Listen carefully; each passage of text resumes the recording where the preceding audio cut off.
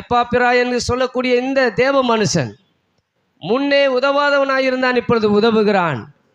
முன்னே எப்படிப்பட்டவனாய் இருந்தானோ தெரியாது, ஆனால் இப்பொழுது ஜெபத்திலே போராடுகிறவனாய் இருக்கிறான். ஜெபிக்கிறவன் அல்ல. இவனை குறித்து சாட்சி என்ன சொல்லுங்க? ஜெபத்தில் என்ன செய்யணும்? விடக்கூடாது. எத்தனை பேர் ஆமென் சொல்றீங்க? சும்மா வந்து ஜெபம் பண்ணிட்டு பேருக்கு ஜெபம் பண்ணிட்டு போறதுக்கு இல்லை, ஜெபத்தில் போராடுகிற ஒரு மனுஷனா நீ சாட்சியா இருக்கணும். உங்களை பற்றி சாட்சி என்ன சொல்லணும்? இவன் ஜெபத்தில் போராடுகிறவர்கள். காலையில் 8 மணியா இவங்க ஜெபத்தில் இருப்பாங்க, 10 மணியா ஜெபத்தில் இருப்பாங்க. உங்களுக்குன்னு ஒரு குறிப்பிட்ட டைம். அப்போஸ்தலர் 3:1 சொல்லுகிறது, ஜெப வேலையாகிய 9ஆம் மணி நேரத்தில் பேதுருவும் யோவானும் தேவாலயத்துக்கு போனார்கள். ஆமென் சொல்லுங்க. ஜெப வேலையாகிய 9ஆம் மணி வேலை. அவங்க நேரத்தை குறித்து வச்சுருந்தாங்க. நமக்கு ஜெப நேரம் இருக்கா? நமக்குன்னு ஒரு ஜெப நேரம் இருக்குதான்னு கேட்குறேன்.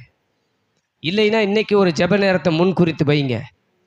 இஸ்லாமியர்களை பாருங்கள், ஒரு நாளைக்கு 5 வேளை 7 வேளை தொழுகிறாங்க. கடை வச்சுருக்கிறாங்க. கடையை அப்படியே போட்டுட்டு அவங்க போயிடுறாங்க பள்ளிவாசலுக்கு. ஆமாவா இல்லையா? நீங்கள் கண்ணு முன்னால் பார்க்குறீங்களா இல்லையா? கடை அப்படியே திறந்து கிடக்குங்க. கடவுள் பார்த்துக்கு வரட்டு போகிறாங்களே. எப்படிப்பட்ட வைராக்கியம் இருக்குது அவங்களுக்கு? அவர்களை விட நீங்களும் நானும் தான் அப்படிப்பட்ட வைராக்கியம் உடையவர்களாக இருக்கணும். தானியேல் பத்திரத்துக்கு கையெழுத்து வைக்கப்பட்டது என்று அறிந்த போதிலும் தான் முன்பு செய்தபடியே தேவனுக்கு முன்பாக முழங்கால் படியிட்டு அவன் என்ன செய்ய ஆரம்பித்தான்? விடலை. சாட்சி வேணும். ஜெபத்தில் போராடுகிற ஒரு சாட்சி வேணும். பிரச்சனைகளை கண்டு சோர்ந்து போகாதீங்க. அந்த பிரச்சனைக்கு முடிவே ஜெபத்தில் தான் இருக்கு. அல்லேலூயா.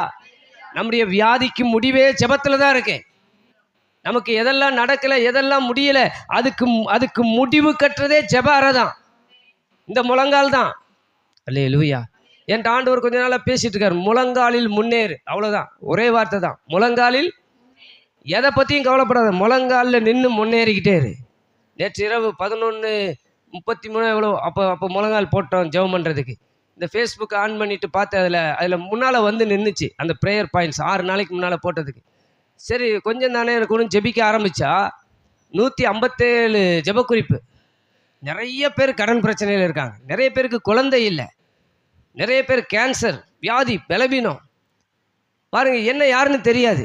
ஒரு சின்ன போஸ்ட், சின்ன ஒரு டைப் பண்ணி போட்டது தான், இந்த மாதம் ஜெபிக்கிறோம், உங்களுக்காக ஜெபிக்க இருக்கிறோம், நீங்களும் எங்களோடு இணைந்து ஜெபியுங்கள். அவ்வளோதான்.